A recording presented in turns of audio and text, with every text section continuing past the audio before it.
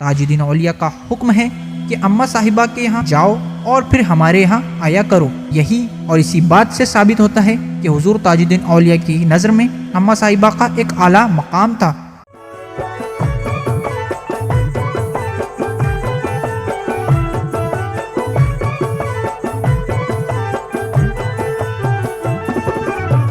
السلام علیکم ناظرین، میں محمد صابر دیدار اولیاء یوٹیوب چینل کی جانب سے آج پیش کرتے ایک اور نیو ولاگ۔ اور آج کے ولاگ میں ہم لوگ جانے والے مریم اماں صاحبہ کی دربار، جو کہ ناگپور سے قریب 15 یا 16 کلومیٹر دور ہے۔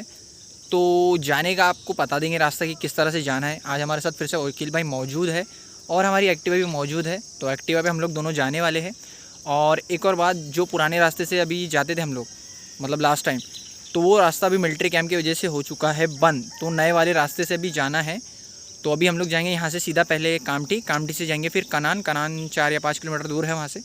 تو کامٹی کیسے جانا ہے آپ کو وہ بھی بتائیں گے، ساتھ ہی ساتھ کامٹی سے ہوتے ہوئے آپ کو کنان جانا ہے تو اس کا بھی وہ بتائیں گے۔ بہت ہی خوبصورت نظارہ ہے، اور جا کے پتہ کریں گے وہاں پہ جو بھی دربار کی معلومات ہے، پوری معلومات دیں گے آپ کو۔ تو ویڈیو اینڈ تک کے ضرور سے دیکھتے رہنا، اور ہاں، چینل پہ نہ ہے تو چینل کو ضرور سے سبسکرائب کرو۔ سبسکرائب کرنا ہے نا، سبسکرائب کرنا ہے، ساتھ ہی ساتھ بیل آئیکن بھی پریس کر دو، اور ویڈیو اینڈ تک کے دیکھتے رہنا، پوری معلومات دینے والے۔ تو شروع کرتے ہیں آج کا ویڈیو۔ ناظرین، ویسے تو اماں صاحبہ کی دربار کے جانے کے لیے کئی سارے راستے ہیں، لیکن ملٹری کیمپ ہوتے ہوئے جا سکتے ہیں آپ، اور ایک راستہ کنان ہوتے ہوئے جاتا ہے۔ تو ہم آپ کو پہلے راستے کا ویو بتا دیتے ہیں۔ ملٹری کیمپ پار کرنے کے بعد آپ کو پل کے اوپر سے جانا پڑے گا۔ اگر آپ ملٹری کیمپ ہوتے ہوئے آ رہے ہیں تو آپ اگر 2 ویلر سے آ رہے ہیں تو ساتھ میں 2 ہیلمٹ ضرور سے لے کے آئیے گا، نہیں تو آپ کو ملٹری کیمپ سے پیدل آنا پڑے گا۔ تو میں آپ کو ریکمینڈ کروں گا کہ ہمیشہ ہیلمٹ لے کے آئیے، اور پھر انٹری مل جائیں گی آپ کو، ٹھیک ہے۔ تو آپ دیکھ سکتے ہیں اس پل کے اوپر سے جانا ہے آپ کو، جو کہ بہت پرانا ہے لیکن ابھی بھی تھوڑا مضبوط ہے، آپ گریں گے نہیں، ٹینشن مت لیجیے۔ تو یہ پل پار کرنے کے بعد آپ کو سامنے 2 راستے آئیں گے، ایک آپ کے رائٹ میں جائیں گا اور ایک آپ کے سیدھا جائیں گا۔ تو سیدھے راستے سے آپ کار سے جا سکتے ہیں، اور رائٹ لینے کے بعد آپ وہاں سے بائک ہوتے ہوئے کچے راستے سے ہوتے ہوئے اماں صاحبہ کے دربار کے لیے پہنچ سکتے ہیں۔ تو آگے چلتے ہیں، آپ کو بتاتے ہیں کہ کس راستے سے آنا ہے۔ تو ہم لوگ 2 ویلر یہاں پہ لے کر آئے ہیں، دیکھ سکتے ہیں آپ۔ تو 2 ویلر سے آپ کو یہاں سے لینا ہے رائٹ۔ تو رائٹ لینے کے بعد پیچھے سے کچھ اس طرح کا ویو نظر آتا ہے، اور اسی کچے راستے سے ہم لوگ شارٹ کٹ ہوتے ہوئے اماں صاحبہ کی دربار پہنچ سکتے ہیں۔ لیکن اگر آپ اس راستے سے نہیں آنا چاہتے تو آپ کو تھوڑا لانگ روٹ سے آنا پڑے گا، جو کہ کنان ہوتے ہوئے آتا ہے۔ گوگل میپ کے ذریعے وہاں کا راستہ آسانی سے مل جائے گا، تو اس راستے کا آپ کو ویو بتا دیتے ہیں۔ تو دوستو، اگر آپ کو دوسرے روٹ سے جانا ہے تو وہ کامٹی ہونے کے بعد کنان ہوتے ہوئے جاتا ہے۔ تو کامٹی سے آپ کو کنان پار کرنا ہے، اس کے بعد آپ کو بیچ میں پڑتا ہے برج۔ تو برج کراس کرنے کے بعد آپ کو گوگل لوکیشن کے ذریعے اماں صاحبہ کے دربار جا سکتے ہیں۔ ویسے برج کا ویو بہت ہی خوبصورت ہے، آپ لوگ دیکھ سکتے ہیں۔ اس سائڈ آپ کے رائٹ ہینڈ سائڈ پہ پرانا برج ہے، جو کہ جہاں سے ٹرین وغیرہ جاتی ہے، اور یہ نیا برج ہے جہاں سے کہ ابھی سٹارٹ ہوا ہے جانا لوگوں کا، ٹھیک ہے۔ آپ دیکھ سکتے ہیں، ویو بہت ہی خوبصورت ہے۔ ایک بار ضرور سے آپ کو ریکمینڈ کروں گا میں کہ اماں صاحبہ کے دربار کے لیے اس والے راستے سے آ سکتے ہیں آپ، کیونکہ یہ راستہ اچھا ہے اور اچھی طرح سے آپ جا سکتے ہیں بنا کوئی تکلیف کے، ٹھیک ہے۔ تو کنان پار کرنے کے بعد آپ کنان کے اندر سے ایک راستہ ہے جو گاؤں ہوتے ہوئے اماں صاحبہ کے دربار کو جاتا ہے۔ تو یہ وہ پرانا راستہ ہے، اور وہاں سے آپ بالکل سیدھا اگر آئیں گے تو آپ کو آخری میں نظر آئے گا اماں صاحبہ کے دربار کو جانے کے لیے بورڈ لگا ہوا ہے۔ تو اس راستے سے آپ جا سکتے ہیں۔ یہ راستہ تھوڑا سا کچا ہے، لیکن پہلے والے راستے سے بہت ہی اچھا ہے، ٹھیک ہے۔ تو اس راستے سے ہم لوگ فٹافٹ سے اماں صاحب کے دربار کے لیے نکلتے ہیں، اور وہاں پہ پہنچ کے آپ کو سارا ویو بتاتے ہیں، ٹھیک ہے۔ تو چلیے پھر آپ کو دربار پر ملتے ہیں، اور وہاں کی ساری جانکاری اور اماں صاحبہ رحمۃ اللہ علیہ کی زمان حیات کی پوری باتیں بتاتے ہیں۔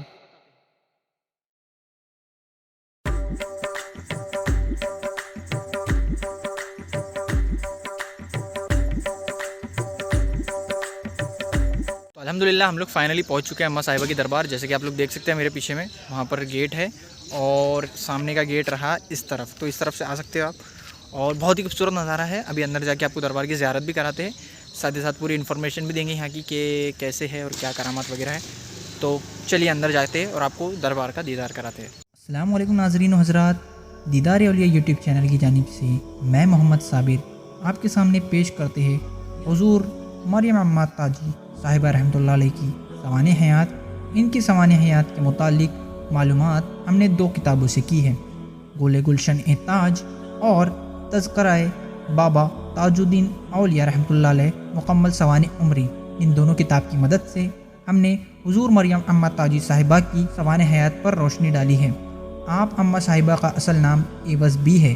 آپ کی پیدائش 1878 میں ہندوستان کے ضلع کاٹول کے تعلقہ مرتضیٰ پور کے معمولی قصبے کازلیشور میں ہوئی۔ آپ جناب قطب علاء الدین صاحب کی بہن تھی جو بابا تاج الدین اولیاء رحمۃ اللہ علیہ کے عقیدہ مندوں میں سے تھے۔ ابتدائی تعلیم آپ نے اپنے امی اور ابو سے حاصل کی۔ آپ کی علم و فراغت میں آپ کے امی ابو نے کوئی کوتاہی نہ کی، ساتھ ہی ساتھ آپ کا ذہن بہت ہی تیز تھا، اسی لیے آپ ابتدا سے سارے علوم آسانی سے حاصل کر لیتی تھی۔ آپ کے والد گورنمنٹ سرونٹ تھے، اسی لیے آپ کو کازلیشور سے کامٹی آنا پڑا۔ کم عمری میں ہی آپ نے سارے علوم سے فراغت حاصل کر لی تھی۔ ساتھ ہی ساتھ کازلیشور میں آپ کا تھوڑا بہت نام بھی ہونے لگا کیونکہ آپ کے پاس علم و فراغت زیادہ حاصل تھی۔ ساتھ ہی ساتھ آپ کا دھیان رشد و ہدایت اور اللہ اور اس کے رسول کی طرف زیادہ تھا۔ کازلیشور کے لوگوں نے پہلے یہ پیش گوئی کر دی تھی کہ آپ جلد ہی اعلیٰ مقام پر فائز ہونے والی ہے۔ اسی طرح آپ کا بچپن رشد و ہدایت اور اللہ اور اس کے رسول کی محبت میں صرف ہوا۔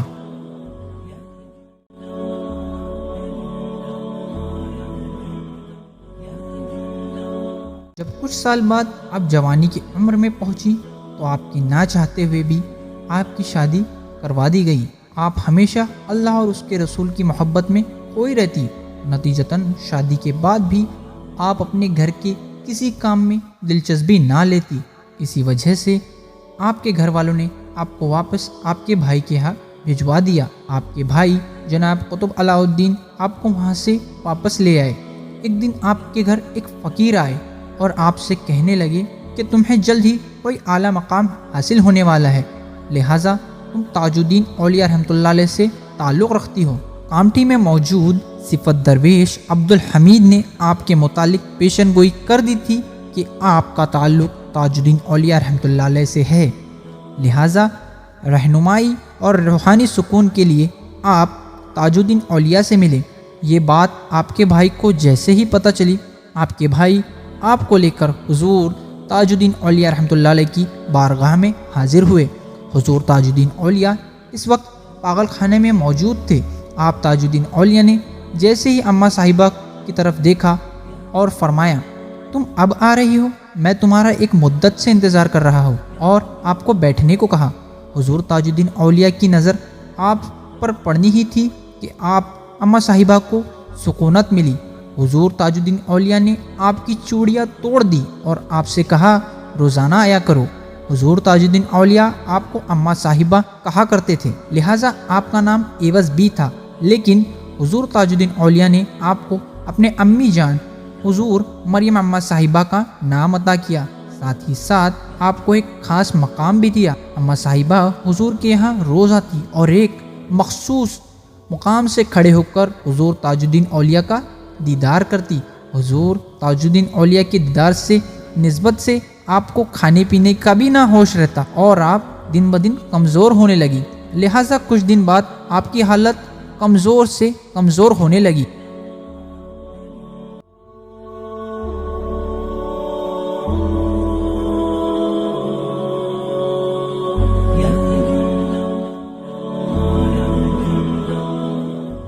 تاج الدین اولیاء نے آپ کو ایک اور نام عطا کیا تھا جو کہ بھائی عبد الرحیم تھا۔ جب کبھی اماں صاحبہ حسن جلال میں ہوتی تو تاج الدین اولیاء رحمۃ اللہ علیہ فرماتے، بھائی عبد الرحیم، ہم نے تمہارے لیے سارے خزانے کھول دیے، آپ میرا آفتاب ہو، آپ میرا ماہتاب ہو۔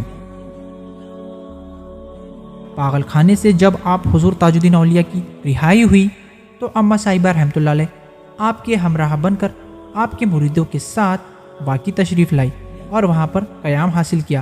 اکثر تاج الدین اولیاء رحمۃ اللہ علیہ کا گزر بسر جنگلاتوں سے ہوتا۔ باقی کے جنگلات بڑے ہی خطرناک اور بڑے ہی گھنے تھے۔ اس وقت آپ بنا خوف کے تاج الدین اولیاء رحمۃ اللہ علیہ کے ساتھ جنگلاتوں میں گھوما کرتی۔ پھر بابا تاج الدین ایک دن آپ کو گھنے جنگلوں میں لے کر گئے اور ایک مقام پر آپ سے کہا، یہاں رہو، اور آپ کو چھوڑ کر واپس آ گئے۔ کچھ دن بعد حضور تاج الدین اولیاء نے ایک دیہاتی کو بلایا جس کا نام داقوری تھا اور اماں صاحبہ کا پتہ بتا کر کہا، اماں صاحبہ کے پاس جاؤ اور ان کی خدمت کرو۔ जब वो देहाती घने जंगल में हुजूर ताजुद्दीन औलिया रहमतुल्लाह अलैह के बताए हुए पते पर आया तो आप अम्मा साहिबा वहाँ पर बेहोश पड़ी थी। उसने आपको 2 मरतबा उठाने की कोशिश की लेकिन आप होश में ना आ पाई। तीसरी मरतबा देहाती ने कहा, अम्मा जी, बाबा ताजुद्दीन ने मुझे आपकी खिदमत में खाना पानी लेकर भेजा है। ये अल्फाज आपके कानों ने सुना और आप उठ बैठी। देहाती ने आपको खाना और पानी दिया और अम्मा साहिबा ने आपसे लेकर फराहम किया। देहाती ने आप अम्मा साहिबा से दरख्वास्त की कि आप उसके साथ उसके गांव चले और उसे खिदमत का मौका अंजाम दें।